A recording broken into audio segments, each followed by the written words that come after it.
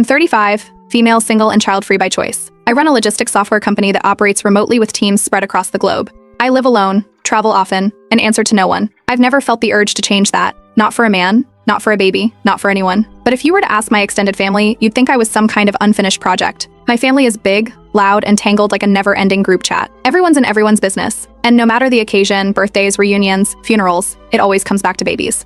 Who's pregnant, who's breastfeeding, who's got the best stroller. It's like a never-ending baby product commercial. At first, it was just a few awkward smiles and you'll understand when you're a mom comments. I let it go. But over time, it got worse. I started noticing a pattern. Every family event was an ambush. One year at Easter, someone asked if I'd frozen my eggs yet.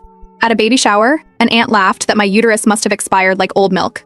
I'd be pouring wine or passing deviled eggs while someone joked about my wasted maternal instincts. The jokes got bolder, the tone less playful. It wasn't teasing anymore, it was judgment dressed up as humor. And I haven't even gotten to the money part. I make good money, really good. Tech startup, smart investments, early hustle. It gave me freedom, but in my family, freedom made me suspect.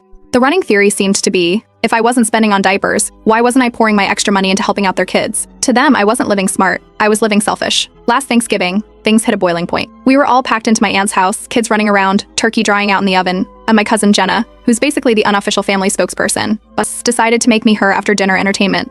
She raised her glass and said, to the woman with perfect genes and no plans to use them, cheers to another year of handbags over heritage. Some people laughed, some looked uncomfortable. No one said a word in my defense, not even my parents. They just stared at their plates. A few months later, we had a big family reunion. Everyone was there. I brought a couple bottles of really good wine, nothing crazy, just something nice. As I set them down, my brother's wife leaned over and said, loud enough for the table to hear, well, we knew you'd never bring kids, but hey, at least you bring the booze.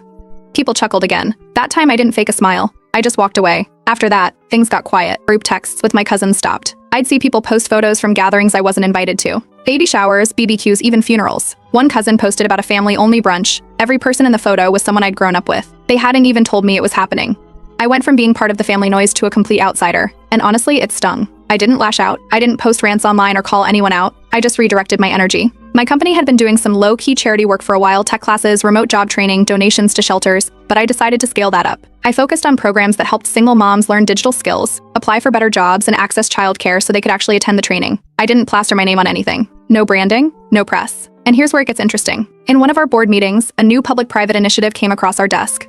It offered tax incentives to companies that funded education and childcare programs in underserved areas. It was exactly the kind of policy that opens doors if you're creative. And I was in a very creative mood. I started running the numbers. Then I started asking questions. What if I could build something? Something that started small but could grow to support hundreds of families over time. What if it worked so well that even the people who mocked me ended up depending on it? And what if they never even knew it came from me? I didn't want applause. I wanted leverage. So I built it.